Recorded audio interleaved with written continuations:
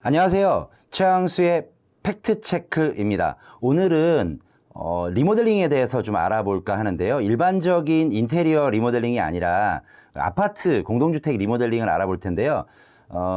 재건축이 아니라 리모델링이다. 실제로 재건축 시장은 지금으로부터 한 10년 정도 지나면 할 만한 데는 다 아마 리모델링이 끝날 거라고 생각이 돼요. 그러면 그다음부터는 아마도 그 재건축 시대가 끝나면 아마 리모델링 시대가 주택 시장에서 뭔가 낡은 어떤 그런 주택을 새로운 주택으로 탈바꿈하는 가장 큰 주요 모델이 될 것이다. 이렇게 생각을 해서요. 그 말씀을 좀 드려볼까 합니다. 먼저 이러한 어떤 리모델링에 대한 것들을 이제 총 10가지로 한번 나눠서 보도록 하겠습니다. 먼저 제1은요.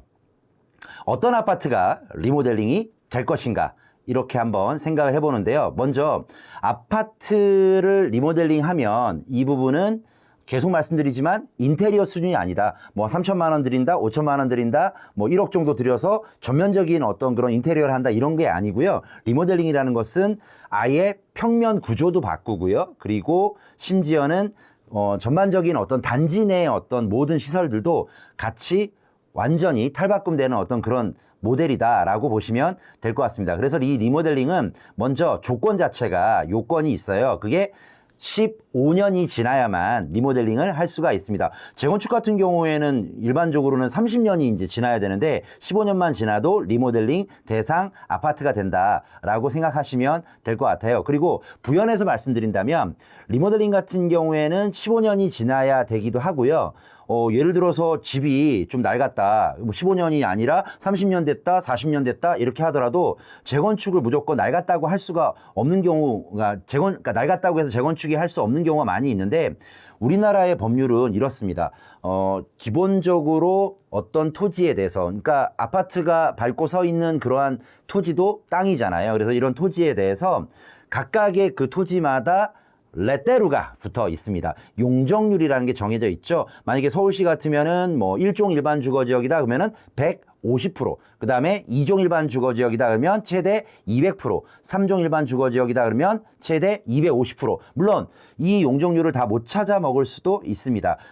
주변에 사선 제한이라든가 도로와의 어떤 그런 그 사선 제한, 일조권 이런 것들 때문에 다 못 찾아 먹을 수 있지만 최대 허용되는 것이 그런데 예를 들어서 어떤 오래된 낡은 아파트가 있는데 그 아파트가 그 지역이 서울 지역 같으면 3종 일반 주거 지역이다 그러면 최대 허용 가능한 용적률, 즉 용적률이라는 것은 주어진 토지에서 얼마만큼 건물을 더 쌓을 수 있느냐. 이게 높이하고는 약간 다른 개념이긴 하지만 여기서는 그 정도로 설명드리고요. 그래서 최대로 쌓을 수 있는 그러한 건물의 땅 대비해서의 면적이 얼마나 되느냐. 이게 용적률인데 예를 들어서 현재 3종 일반 주거 지역의 어떤 서울 지역의 아파트가 있는데 그 아파트가 현재 서 있는 것이 3종 일반 주거지역이니까 250%까지 허용이 되는데 이미 지어진 아파트가 250%까지 올라와 있다면 이거를 허물고 다시 재건축을 한다 하더라도 뭔가 새로운 어떤 그런 아파트로 면적이 늘어난다든가 뭔가 개선되거나 이렇게 하는 것이 어렵잖아요. 예를 들어서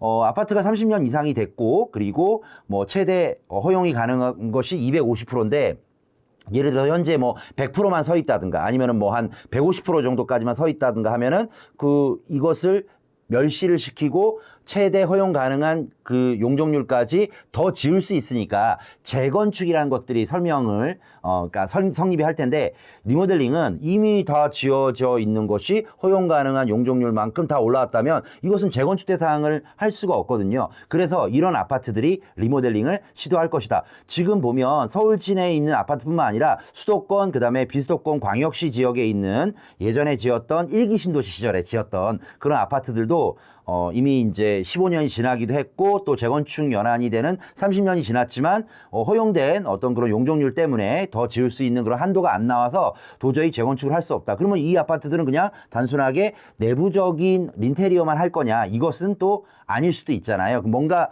새롭게 개선하고 싶고 단지 전체에 대한 어떤 모든 것들을 좀 바꿔보고 싶은 그런 생각이 들 텐데 그때 쓸 수 있는 카드가 뭐다? 리모델링이다. 이렇게 보시면 되시겠습니다. 리모델링 그러면 기본적으로 천지개벽하듯이 바뀌었다라고 얘기를 할 수가 있습니다. 그런데 예를 들어서 그럼 리모델링은 얼마 정도까지 추가로 늘릴 수도 있고 높일 수도 있느냐라고 보시면 먼저 실제 평수는요. 현재 있는 뭐 용적률 아니면은 건물이 이만큼 있다라고 하면 더 많이 지을 수 있다. 이렇게 얘기할 수 있습니다. 일반적으로는 리모델링 그러면 위로 늘어나는 것보다 옆으로 좀 앞뒤로 좀 늘리는 그러한 것들이 아파트 리모델링 방식에 많이 쓰기는 하거든요. 그런데 이러한 리모델링 같은 경우에는 기본적으로 30%까지 늘릴 수 있습니다. 그러면 만약에 지금 실평이 전용 면적이 20평이다. 그러면 30%니까 뭐 20평에서 30% 곱하면 26평까지 전용. 그러면은 원래는 20평 그러면은 뭐 아마도 뭐 27평형 아파트, 뭐 28평형 아파트였다가 26평형으로 늘어난다 그러면 뭐 분양 면적 기준으로 따진다면 35평형, 36평형 이 정도로 늘어나는 게 리모델링의 일반적인 추구하고자 하는 면적에 대한 아마 기대 면적이 아닐까 이렇게 생각을 한번 해보게 되는 거예요. 그런데 이렇게 들으면 그러면은 원래 용적률이라는 게 있으니까 그 해당 지역에 250%까지밖에 건물을 못 짓는다 이렇게 하는데 또 뭐 밑에 있는 바닥 면적도 건폐율 같은 것들 이런 것들도 최대 그 허용되는 바닥에서 토지에서 허용되는 최대 바닥 면적을 넘어갈 텐데 그게 넘어가고 초과되는 것은 법을 위반하는 것이 아니냐 이렇게 생각할 수도 있잖아요. 근데 그게 아니라 리모델링을 하면 원래 허용된 법상의 용적률보다 더 초과를 하더라도 그다음에 원래 법상에 지을 수 있는 그러한 바닥 면적, 건폐율을 더 초과하더라도 봐주겠다. 재건축에 비해서는 훨씬 자원 낭비가 적고 공사 기간도 짧고 그다음에 지구를 아프게 하는 것은 아닌 것 같은 그런 느낌이 들잖아요. 그래서 이런 리모델링 같은 경우를 많이 카드로 쓰고 있고요. 정부에서는 재건축이라든가 재개발 관련해서는 굉장히 많은 규제들이라든가 이런 것들이 불로소득이 발생함에 따라 차단을 하고 막고 있는 것이 현재 작금의 현실이잖아요. 하지만 리모델링은 그렇게 하는 것이 아니라 오히려 정부가 나서서 더 권장하는 그러한 하나의 컨셉이다라고 보시면 되고 여기에 관련해서 굉장히 많이 팍팍팍 밀어지고 있다. 이렇게 보시면 되시겠습니다. 그리고 또 만약에 늘어난 면적을 포함해서요. 그 면적이 85제곱미터, 뭐 25.7평 이하, 이 정도 이하로만 최대 늘어난다 그러면 40%까지 늘릴 수 있어요. 예를 들면 지금 뭐 15평짜리 실평 15평짜리 아파트다 그러면 리모델링을 하게 되면 뭐 재건축을 하면 좋겠지만 남아있는 땅의 면적이 없어서 이미 뽑아 먹을 대로 다 찾아 먹었다면 결코 재건축을 하기가 어렵다고 말씀을 드렸잖아요. 그러면 뭐 전용 15평이다 그러면 거기에 40%니까 한 6평 정도 더 늘어나면 뭐 21평 전용까지 늘어나게 되니까 40%까지 늘어나게 됩니다. 뭐 이런 식으로까지 할 수 있는 게 리모델링이다라고 볼 수가 있습니다. 이것이 첫 번째, 먼저 어떤 아파트가 리모델링이 되는지, 두 번째, 용적률을 초과하면 어떻게 되는지, 세 번째는 실제 평수는 얼마만큼 늘어날 수 있는지 이런 것들까지 찾아봤고요. 그리고 네 번째, 수직 증축이라는 게 있어요. 무슨 얘기냐면 기존에 있었던 일반적인 리모델링 방식은 현재 있는 건물에서 앞뒤로 늘리거나 살짝 옆으로 늘린다든가 이런 것들이 리모델링인데 지금 법률이 상당히 완화가 돼서 위로도 늘릴 수 있다. 그럼 예를 들면 지금 현재 14층 아파트다 그러면은 뭐 15층, 16층까지 늘릴 수 있다. 근데 원래 그 14층, 15층에는 원래 주민들이 살던 공간이 아니잖아요. 그러면 그 공간 같은 경우에는 리모델링 후에 일반 분양을 할 수 있습니다. 리모델링 할 때도 공사비라든가 추가 분담금 같은 경우가 상당히 꽤 들긴 하거든요. 그런데 그런 것들을 만약에 일반 분양분이 생긴다. 그러면은 일반 분양분은 그 공간만큼은 순수하게 사업이익이 생기는 거니까 그러한 발생한 사업이익을 가지고 기존에 있던 리모델링 대상이었던 아파트에 살고 있던 입주자 분들이 내야 되는 리모델링 건축비 추가 분담금을 그 일반 분양분에서 사업이익을 가져와서 뭔가 줄일 수 있는 추가 분담금을 다운시킬 수 있는 그런 요소가 수직 증축인데 지금 이 수직 증축은요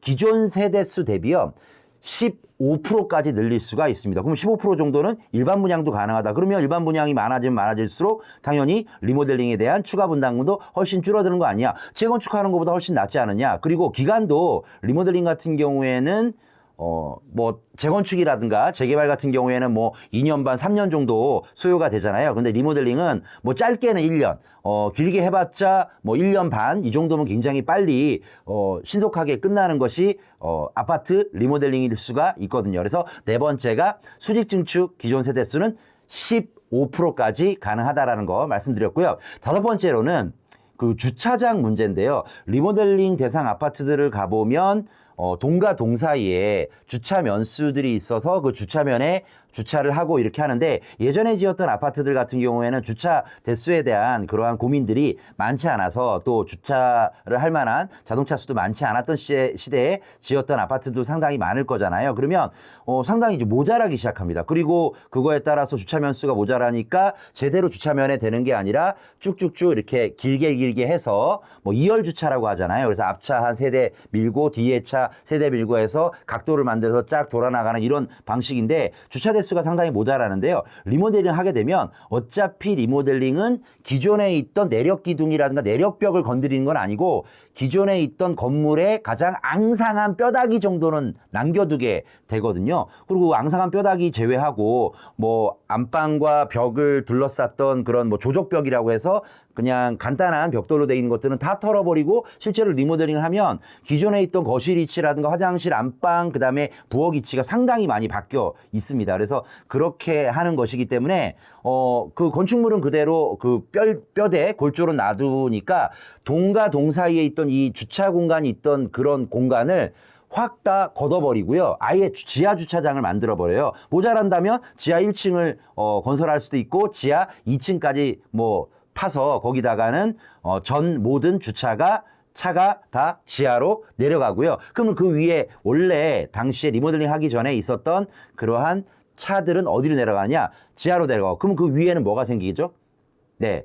그 위에는 당연히 녹지, 공간 이런 것들이 아마 형성이 되어서 훨씬 더 쾌적한 그러한 주거 환경이 될 수 있습니다. 이렇게 하는 것이 다섯 번째 주차장에 대한 어떤 그런 변신의 모습이고요. 여섯 번째로는 뭐냐면 기존에 있던 복도식 있잖아요. 복도식 아파트라는 것은 뭐 예를 들어서 엘리베이터 한 대를 가지고 이제 올라가면 거기에 이쪽에 4세대, 이쪽에 4세대 뭐 이런 식으로 돼 있었잖아요. 그러면 이제 엘리베이터 한 대가 가지고 한 층에서 8세대가 쓰게 되어 있고 아무래도 기다리는 시간이라든가 많은 세대수가 쓰다 보니까 올라가고 내려가는데 상당히 시간도 많이 걸리고 오래 기다리기도 하잖아요. 그래서 리모델링을 하게 되면 보통 2세대당 하나씩 엘리베이터 코어를 갖다가 건설을 해서 계단식 아파트로 모두 바뀝니다. 마치 마법처럼 바뀌게 되는 것이 리모델링 아파트다라고 보시면 되고요. 이런 어떤 복도식 아파트들도 모두 계단식으로 바뀌고 두 집당 엘리베이터, 그러니까 같은 층에서 말이죠. 엘리베이터를 쓰게 되니까 훨씬 더 쾌적한 그런 환경, 그 다음에 오래 기다리지 않는 그러한 여건도 된다라고 보시면 되시겠습니다. 자, 그 다음에 7번째, 리모델링은 브랜드는 어떻게 되느냐? 예를 들어서 그 아파트의 원래 브랜드가 나비 아파트였다 이렇게 될 수도 있잖아요. 근데 그 아파트를 만약에 리모델링 그 시공사가 뭐 쌍용 건설을 했다. 그러면은 그 아파트의 이름은 리모델링 후에 쌍용 예가 아니면 삼성물산 건설사업부에서 했다 그러면 레미안 뭐 이렇게 되고 그다음에 대림에서 했다 그러면 뭐 이편한 세상 뭐 대우건설에서 했다 그러면 뭐 푸르지오 뭐 동부에서 했다 그러면 센트럴 동부 센트럴 빌 뭐 이런 식으로 바뀐다라고 보시면 되겠어요. 브랜드가 실제로 바뀌고요. 매매를 할 때도 바뀐 브랜드의 이름으로 매매가 되는 것이지 원래 있었던 나비 아파트 뭐 이런 식으로 브랜드가 원래 계속 고착되어서 남아있는 것이 아닙니다. 이렇게 브랜드도 바뀐다라는 거. 당연히 뭐 국민은행 시대표라든가 부동산114 네이버 부동산에도 새로 만든 그 브랜드의 이름이 그대로 바뀌어서 거래가 된다라는 것도 상당히 중요한 뭐 걱정됐던 그런 내용일 수도 있겠지만 중요한 내용일 수 있겠습니다. 자, 그 다음에 8번째 리모델링에 대해서 또 알아봐야 될 것은 등기부는 어떻게 되느냐. 만약에 원래 있던 리모델링 아파트가 전용 20평 아니면은 분양 면적 27평형 아파트였다라고 하는데 실제로 늘어나서 26평 실제 전용 면적이 늘어났다. 그래서 6평이 늘어났다. 그러면 늘어난 6평에 대해서는 분양 면적으로 따진다면 공급 면적 이런 것들 따진단 말이죠. 그럼 뭐 35평형, 36평형 이런 식으로 바뀌잖아요. 그러면 등기부는 어떻게 되느냐? 등기부도 실제로 늘어난 면적이 건축물 등기부라든가 건축물 대장에도 반영이 되어서 실제로 늘어나는 어떤 금액 또는 늘어난 면적으로 실제 거래가 됩니다. 그래서 등기부도 바뀌게 되고요. 대신 1:1 리모델링이라고 그러면 대지 지분 같은 경우는 바뀌진 않겠죠. 건물만 늘어나는 거니까 대지 지분 등기부는 토지 등기부는 바뀌지 않습니다. 하지만 예를 들어서 수직 증축을 아까 앞서 말씀드린 바와 같이 일부 세대가 늘어난다면 그 일부 세대도 약간의 땅의 지분을 갖고 있어야 되니까 어쩌면 건물은 늘어나고 수직 증축이 있어서 일반 분양하는 세대가 생기면 토지 아마 지분은 조금 약간 감소할 가능성이 있다. 어쨌든 그래도 토지 지분에도 불구하고 건물의 면적, 아파트의 면적이 늘어난 것은 상당히 중요한 포인트다라고 이야기할 수가 있겠습니다. 자, 그 다음에 9번째는 뭐냐면 리모델링을 하게 되면 매매 사이트의 중개가 어떻게 되느냐. 역시 바뀐 그러한 브랜드로 바뀐 면적으로 아마도 거래가 될 것이다. 이렇게 보시면 되시겠습니다. 그리고 10번째 제일 중요한 건데요. 리모델링 하면 돈 들여서 분담금 내기도 하고 물론 재건축이라든가 이런 것들 정도만큼의 분담금은 아닌데 내고 나면 뭔가 나에게 이득이 돼야 되는 거 아니야. 개인적으로 그런 생각을 하실 수가 있잖아요. 그런데 실제로는요. 리모델링을 하고 나면 실제 가격 변화가 있느냐. 예, 새 아파트 취급당합니다. 실제 리모델링 할 때 시공사가 해당 관할 구청에 리모델링에 대한 공사 착공계를 내잖아요. 그러면 리모델링 착공계 내는 게 아니고요. 신축 허가, 신축 신고 이런 식으로 하게 되거든요. 사실상의 신축이다라고 볼 수가 있습니다. 그래서 실제로 리모델링 하고 나면 인근에 아예 원래 아무런 것들이 없었던 아니면 기존에 있었던 건물들을 싹 다 멸실시키고 새롭게 아파트를 짓는 정도만큼은 아니지만 어쨌든 인근에 있는 새 아파트 가격에 한 80에서 90% 정도까지는 분명히 따라가거든요. 그러면 일단 평수 늘어났지. 그리고 새 아파트 가격의 80%, 90%까지 가격이 따라간다면 원래 낡은 아파트 시절보다는 훨씬 경제적인 이득도 상당할 것이다. 이렇게 이야기할 수가 있습니다. 이 부분이 어쩌면 리모델링 하는 이유이기도 하고요.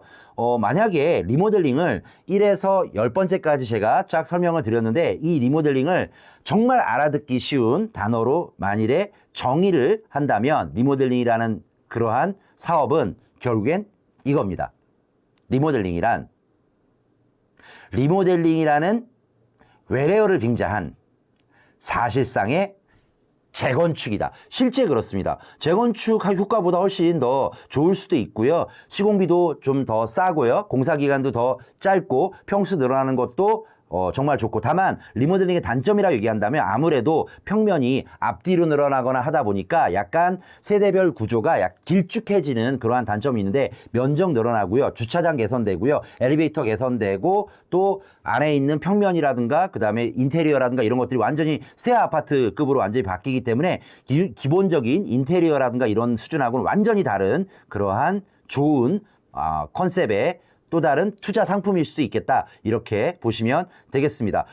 앞으로 재건축할 만한 지역들은 어느 정도 맨 처음 모두에 말씀드렸다시피 사라지고 없어진다면 결국엔 그 다음에는 낡아지는 아파트들 더 이상 새로 지을 수 있는 그런 한도도 많이 남아있지 않는 그런 아파트들은 리모델링 쪽으로 가는 것이 대세이고 역시 이 리모델링 아파트 대상이라든가 이런 것들을 사전적으로 투자의 목적이나 투자의 컨셉으로 고른다 하더라도 역시 역세권이라든가 이런 부분들 그런 부분들부터 먼저 사업성이 있을 것이고 거기에서 리모델링 이후에 면적 늘어난 것, 브랜드 바뀌는 것들, 구조가 바뀌고 공간이 바뀌고 엘리베이터, 주차장 같은 것도 개설 더 좋아지는 이런 것들의 효과가 역시 위치값이 좋은 지역들이 리모델링 하더라도 그 효과라든가 이런 가격적인 상승의 그런 모든 내용들이 더 좋은 그러한 지역임에는 틀림없다라는 거 말씀을 드립니다. 자, 우리 재건축 시장이 또는 재건축 시대가 끝나가는 와중에 리모델링 시장도 한번 알아봤는데요. 리모델링도 결코 재건축 못지않은 또는 재개발 못지않은 또 다른 투자의 패러다임이 생길 수도 있으니 이런 부분들도 미리미리 준비하고 나름대로 알아보시는 것도 좋은 투자의 자세일 수 있겠다. 이렇게 말씀을 드리도록 하겠습니다. 예, 지금까지 최항수의 팩트체크였고요. 다음 시간에 더 좋은 컨텐츠, 더 좋은 내용으로 다시 여러분들에게 찾아뵙도록 하겠습니다. 안녕히 계세요.